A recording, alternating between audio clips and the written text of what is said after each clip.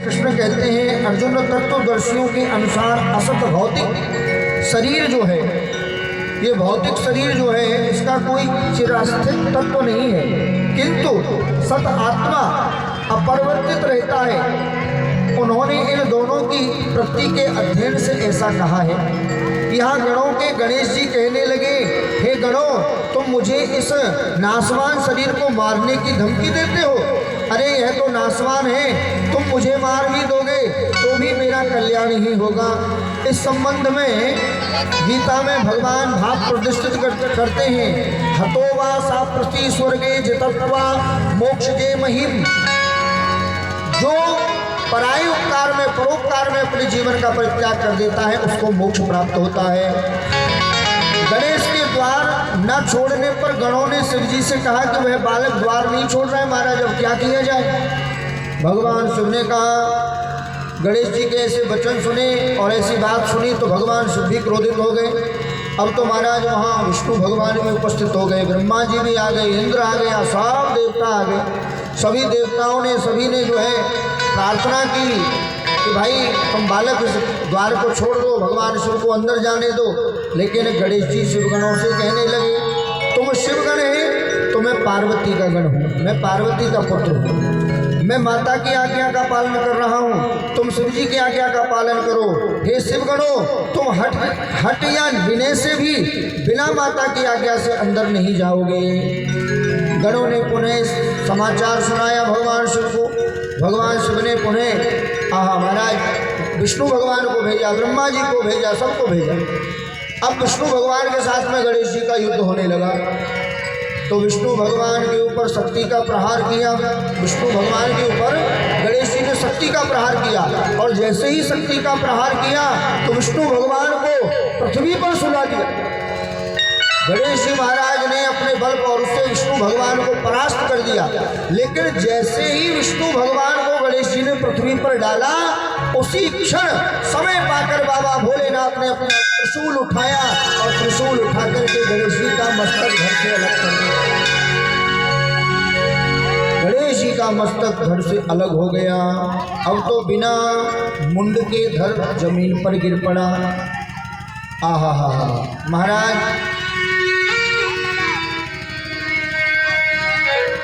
ये दृश्य आकर के जब माँ पार्वती ने देखा तो माँ पार्वती जगत माता जो है आहा बड़ी क्रोधित हुई और क्रोधित होकर के सभी देवताओं से कहा, अरे देवताओं,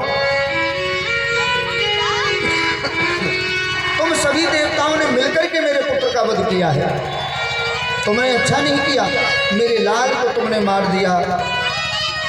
अब मैं करूं तो करूं क्या। क्रोधित हो गई महाराज और क्रोधित होकर के जितनी भी माता की शक्तियां थी सबको प्रेरणा की, सारी शक्तियों को बुला लिया, सभी देवियों को बुला लिया, चंडिका, कालिका, भद्रकाली, कपालिनी, इन सब को आमंत्रित किया। योगिनियां आ गई खप्पर ले करके और सबको आदेश दिया कि ब्रह्मा जी की जितनी भी सृष्टि है उसमें जो भी कोई मिले, अपना हो पराया हो कोई भी हो, सबका भक्षण करने लग जाओ। अब तो देवियां चली महाराज, आधी भगुड़ों की तरह देवियां भागने रही, इधर उधर चारों तरफ हाहाकार मच गया। जो भी मिलता उसका भक्षण कर जाती, देवताओं का भक्षण करने लगी, मनुष्यों का भक्षण करने लगी, पशु पक्षी जो भी कुछ मिलता सबका भक्षण करने लगे। सभी देवता डर गए, भयभीत हो गए, ये क्या हो रहा है, ये क्या हो रहा है। फिर ब्रह्मा ने भगवान शिव से प्रार्थना की कि भगवान, यदि ऐसा ही हुआ तो सारी सृष्टि नष्ट हो जाएगी, हम कहा क्या करें, कैसे करें। भगवान शिव ने कहा, एक काम करो, प्रार्थना करो देवी की। सभी देवता एकत्रित हुए और सभी ने देवी की प्रार्थना की। जगदम्ब नमस्तुभ्यं शिवाय च नमोस्तुते, चंडिकाय नमस्तुभ्यं कल्याणे च नमोस्तुते। ब्रह्मा विष्णु और सभी ऋषि मिलकर के माँ दुर्गा की प्रार्थना करने लगे, माँ पार्वती की प्रार्थना करने लगे। हे जगत माता, हे शिवा, हे चंडिका, हे कल्याण रूपी, हम आपको सब प्रणाम करते हैं, हम आपकी शरण में आए हैं, हम शरण में आए हैं देवी, हमें क्षमा कर दो, हमें क्षमा कर दो। पार्वती मैया क्रोधित होकर के अष्टभुजी का रूप धारण करके खड़ी हुई और सभी देवियां जो है खड़ी हुई हैं साथ में। माँ पार्वती ने बड़ी सुंदर बात कही, देवताओं कान खोल करके सुन लो। क्या कि मत पुत्रो यदि जीवेत तदा सहरणम नहीं यथा ही भवन्ताम मध्ये पूज्योयम च भविष्यति। मैं आपको तभी क्षमा करूंगी, तभी मेरा क्रोध शांत होगा जब आप मेरे पुत्र को जीवित करोगे। यदि मेरा पुत्र जीवित हो गया, जीवित होने के बाद में तुम सभी गणों में मेरे पुत्र को गणों का अध्यक्ष बनाओगे, सभी देवताओं में सबसे पहली पूजा का जो भाव है वो मेरे पुत्र को प्रदान करोगे, तो ही मेरा क्रोध शांत होगा, नहीं तो मैं शांत होने वाली नहीं हूँ। अभी तो कुछ विनाश नहीं हुआ, अब इससे आगे ज़्यादा विनाश होगा, इसलिए ध्यान रखो। अब तो देवता और घबरा गए महाराज। देवता बोले अब क्या किया जाए, तो देवताओं ने बाबा भोलेनाथ से प्रार्थना की और बाबा भोलेनाथ ने देवताओं से कहा कि उत्तर दिशा में जो भी आपको मिल जाए उसका सर काट करके ले आओ। तो उत्तर दिशा की ओर गणों को भेजा तो देखा एक हथनी जो है अपने बच्चे से मुंह फेर करके, पीठ फेर करके सो रही थी। तो उसी समय गणों ने उस हाथी के बच्चे का जो है मस्तक काट लिया और मस्तक काट करके ले आए और महाराज भगवान शिव का स्मरण किया, पवित्र जल का स्मरण करके, और उस घर को जो है उस सर को, गणेश जी जो हाथी का सर था, एक दांत वाला सर था, वो उस सर को जो है जोड़ दिया धड़ से, और जैसे ही धड़ से उस सर को जोड़ा तो मानो तो गणेश जी महाराज ऐसे खड़े हो गए मानो सो करके जगे हों, और गणेश जी पुनः जीवित हो गए। बोलिए गणपति महाराज की जय। गणेश जी पुनः जीवित हो गए, सभी देवता प्रसन्न हो गए। माँ पार्वती ने गणेश जी को अपनी गोद में उठा लिया और गोदी में उठा करके बड़े लाड़ चाव से उनको लाड़ लड़ाने लगी। हाँ हाँ, हे बुद्धि के दाता, हे वेदों के ज्ञाता, हे बुद्धि के दाता, हे वेदों के ज्ञाता।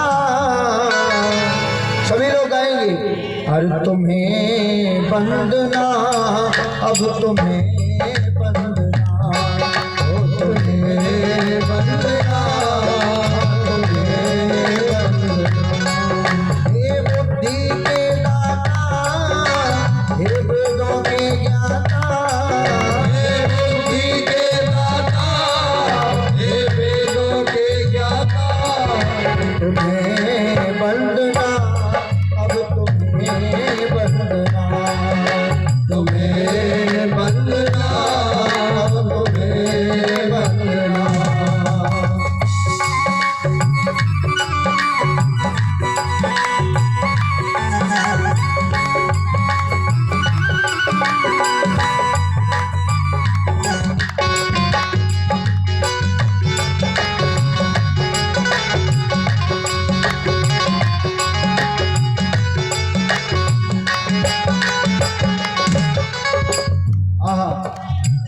चढ़े फूल चढ़े और चढ़े मेवा, पान चढ़े फूल चढ़े और चढ़े मेवा।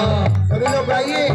पान चढ़े फूल चढ़े और चढ़े मेवा, पान चढ़े फूल चढ़े और चढ़े मेवा। लड्डून को भोग लागे संत कर सेवा, लड्डून को भोग लागे संत कर सेवा, लड्डून को भोग लागे संत कर सेवा, लड्डून को भोग लागे संत कर सेवा। अरे भोले बाबा तुम्हें बुलावे, भोले बाबा तुम्हें बुलावे, शंभू बाबा तुम्हें बुलावे, शंभू बाबा तुम्हें बुलावे, के लाल तुम्हें वंदना, अब तुम्हें वंदना, अब तुम्हें वंदना, अब तुम्हें वंदना। हे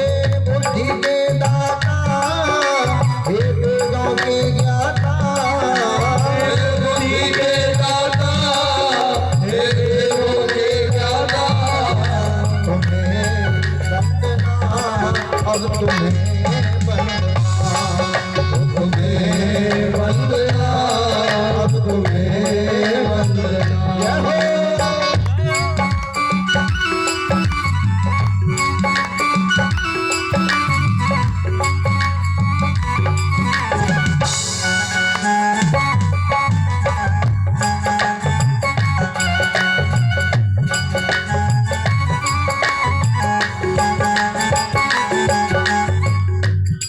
भगवान गणेश जी क्या देने वाले हैं? बुद्धि प्रदाता है, सिद्धि प्रदाता है। आहा।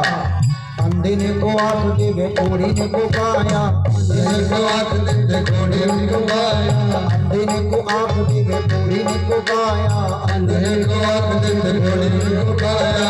जन को पुत्र देवे, निर्धन को माया, जन को पुत्र देवे, निर्धन को माया, जन को पुत्र देवे, निर्धन को माया, जन को पुत्र देवे, निर्धन को माया। अरे गौरा मैया तुम्हें बुलावे, गौरा मैया तुम्हें बुलावे, गौरा मैया तुम्हें झुलावे, गौरा मैया तुम्हें झुलावे। रेशम के पालना तुम्हें वंदना, अब तुम्हें वंदना, अब तुम्हें वंदना, अब तुम्हें वंदना।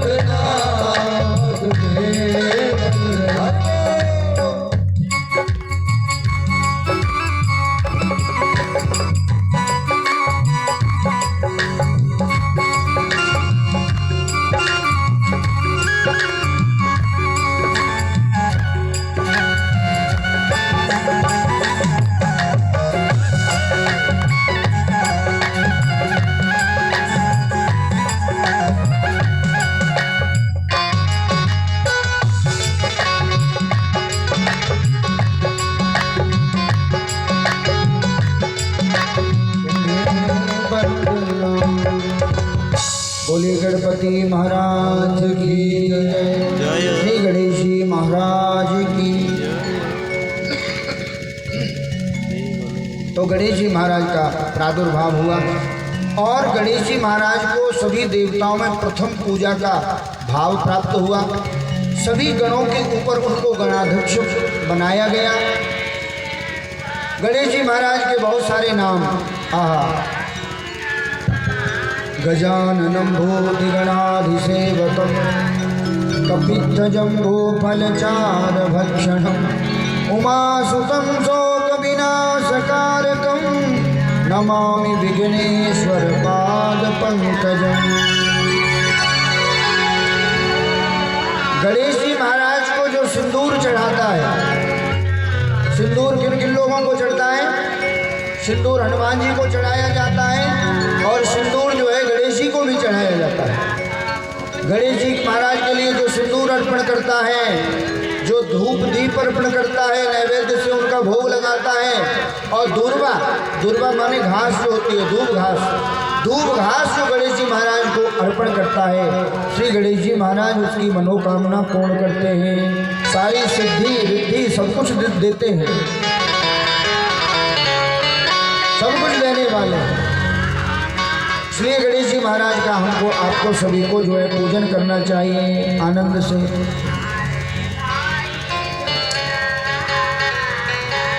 देखिए भाई, देखो ये तो विवाह का कार्य है ना।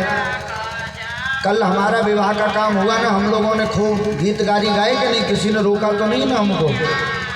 तो ये उनके विवाह का काम है भाई, अब तुम काहे बेर बेर रोकते हो? कोई बात नहीं, बैठिए आप लोग। हाँ, क्योंकि अब थोड़ी देर कथा का भाव रहेगा। तो गणेश जी महाराज का प्रादुर्भाव हुआ और कार्तिकेय और गणेश जी महाराज के साथ में भगवान शिव कैलाश पर्वत पर रमण करने लगे। शिव ब्रह्मा विष्णु मिलकर के गणपति को शीश नवाते हैं। शिव ब्रह्मा विष्णु मिलकर के गणपति को शीश नवाते हैं। पहले गणपति पूजा होगी, हम सब यह वचन सुनाते हैं। और पूजा कैसे होगी? सिंदूर धूप नैवेद्य गंध से, सिंदूर धूप नैवेद्य गंध से पूजा जो कर पाएंगे, चंदन तांबूल समर्पित कर वो मन चाहा वर पाएंगे। उनको मन चाहा प्रसाद मिलेगा, मन चाहा वर मिलेगा, जो भाव से उनका स्मरण करेगा, पूजा करेगा। इस प्रकार भगवान शिव ने आशीर्वचन दिया और भगवान शिव ने जो है प्रथम स्थान उनको पूजन के लिए दिया। नारद जी कहते हैं महाराज गणेश जी का जन्म तो आपने सुनाया, लेकिन हमने सुना उनका विवाह भी हुआ था। गणेश जी महाराज का बोल बिल्कुल हुआ था, विवाह महोत्सव मनाया था। एक बार बाबा भोलेनाथ बैठे हुए थे, दोनों पुत्र साथ में बैठे हुए थे। तो जब दोनों पुत्र कार्तिकेय जी और गणेश जी दोनों ही पुत्र जब बैठे हुए थे साथ में, तो बाबा भोलेनाथ और पार्वती मैया के बीच में चर्चा हुई। क्या चर्चा हुई? बोल भाई अब हमारे पुत्र दोनों ही विवाह योग्य हो गए, तो इनका विवाह कर दिया जाए, विवाह कर दिया जाए।